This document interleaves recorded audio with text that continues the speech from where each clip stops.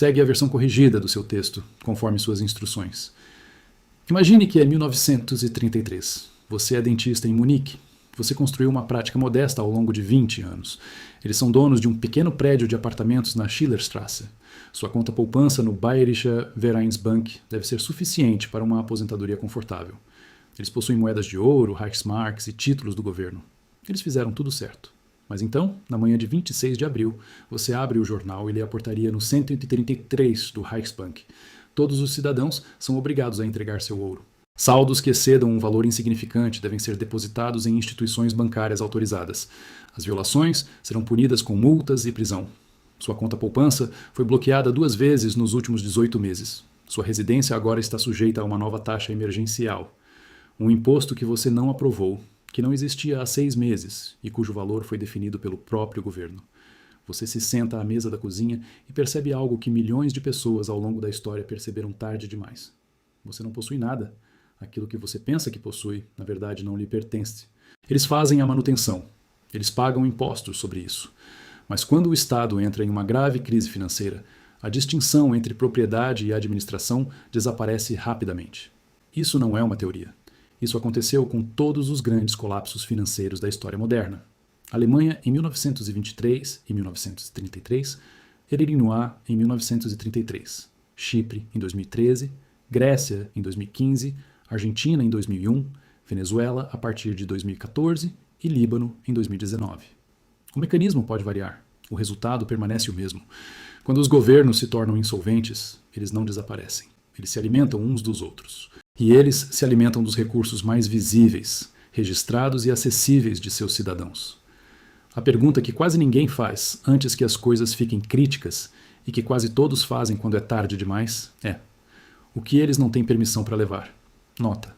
O que eles não deveriam levar? Nota. O que é ilegal? Em uma crise, a legalidade é redefinida. A questão é mais estrutural. Quais ativos são inerentemente suscetíveis à apreensão?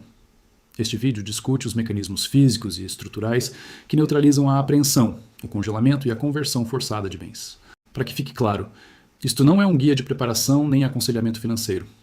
Esta é uma análise histórica e estrutural do que sobreviveu às crises passadas e por quê. O padrão não está oculto, é simplesmente ignorado. Vamos começar. A primeira questão é por que os governos confiscam bens em primeiro lugar. Para entender as convulsões, precisamos entender o próprio mecanismo, porque a maioria das pessoas o compreende completamente mal. Eles imaginam soldados batendo nas portas. Eles imaginam cenas dramáticas de confisco. Às vezes isso acontece. No entanto, é o método menos eficiente e, portanto, o mais raro. O principal mecanismo de apreensão de bens estatais em uma crise financeira não é a força física, mas o acesso administrativo.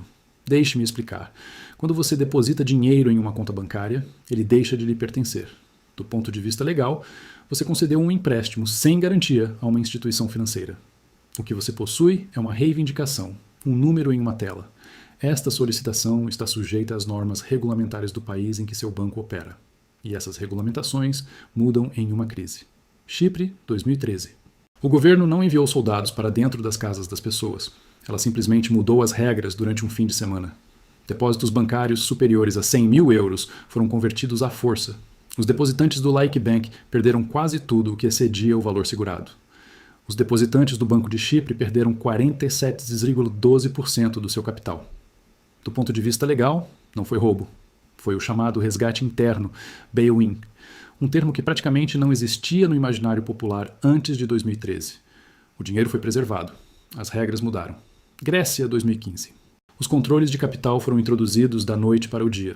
Os cidadãos estavam autorizados a levantar um máximo de 60 euros por dia nos caixas eletrônicos. As contas bancárias foram congeladas. As poupanças tornaram-se inacessíveis. Não confiscado nominalmente, mas de fato. Se você não consegue acessar seu dinheiro, você não tem mais dinheiro nenhum, você só tem mais um número. Argentina, 2001. As contas bancárias foram bloqueadas. Os depósitos em dólares foram convertidos à força em pesos a uma taxa de câmbio artificial. Uma pessoa que tinha os 100 mil ars em uma conta bancária argentina em 1º de dezembro tinha apenas o equivalente a cerca de os 25 mil em fevereiro. O governo não roubou no sentido convencional. Ela trocou o dinheiro. Redefinido. Gerenciou.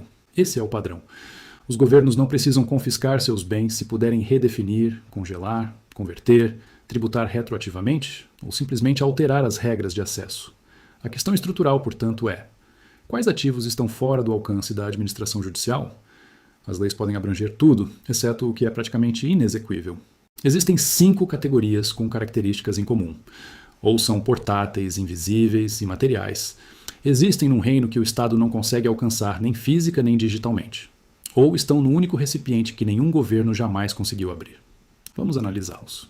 Primeiro, conhecimento e habilidades. Este é o ativo que ninguém lista em um balanço patrimonial.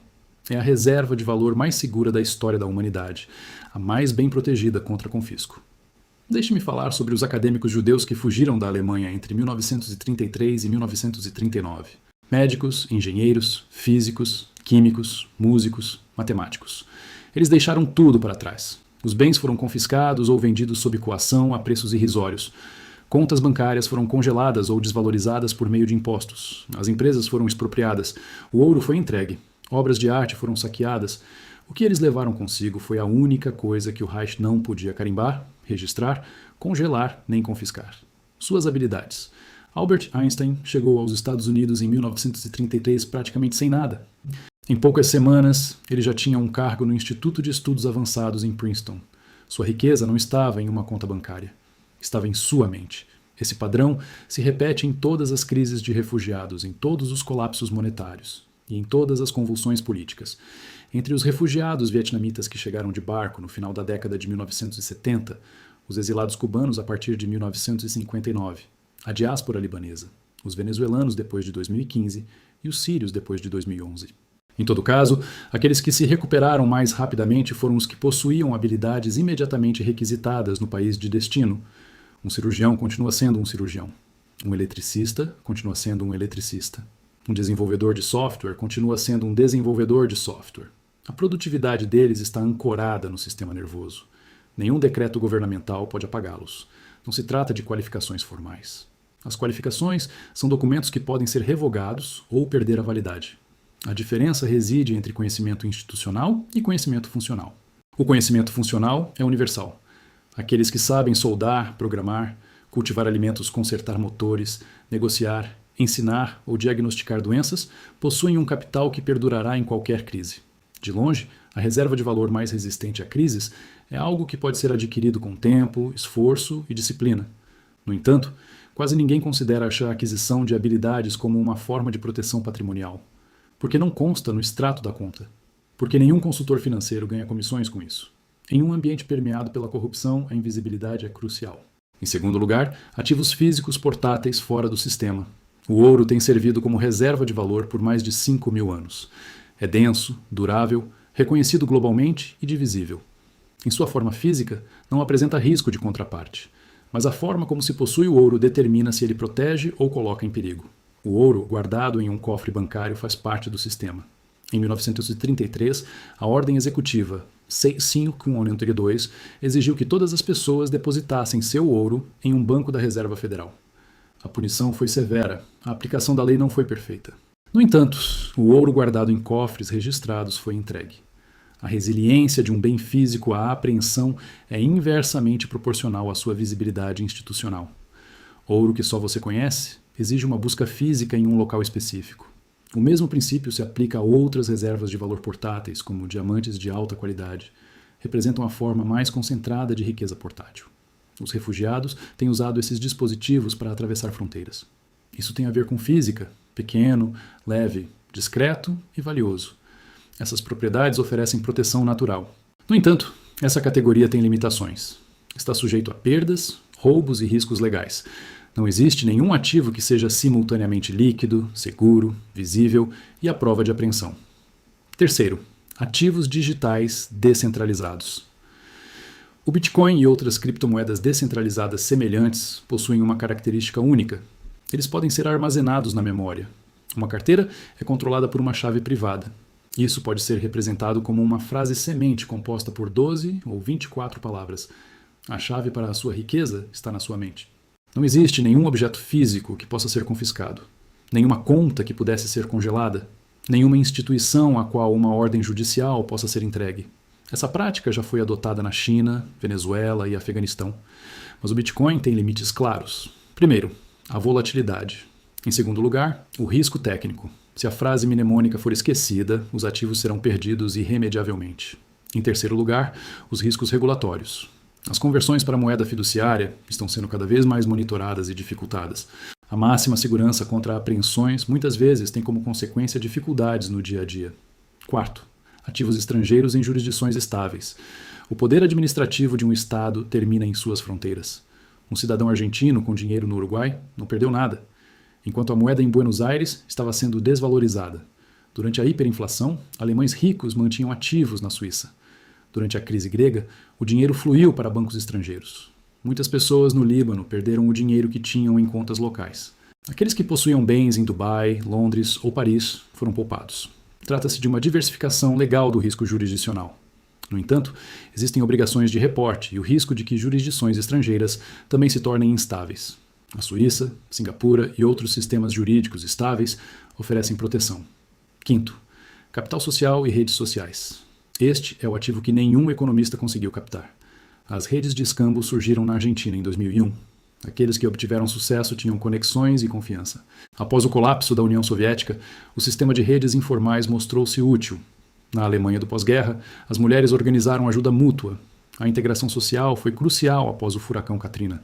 O capital social não pode ser congelado nem confiscado. Ela existe nos pensamentos e hábitos de outras pessoas, mas nas sociedades ocidentais modernas, o capital social está sendo corroído. As 5 categorias têm em comum o fato de existirem fora da estrutura administrativa. Os governos modernos governam por meio de sistemas, bancos, impostos, registros. Isso gera visibilidade. A apreensão depende da visibilidade e do acesso. A história invariavelmente demonstra que as instituições insolventes esgotam todas as possibilidades dentro da estrutura existente.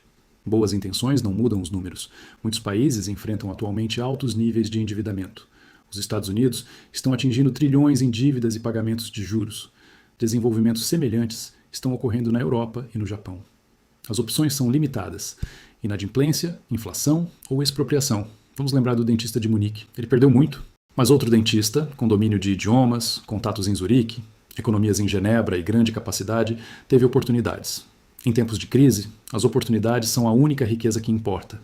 Os bens que sobrevivem à confiscação encontram-se em áreas que o Estado não pode controlar. Mente, corpo, jurisdição estrangeira, rede descentralizada, comunidade.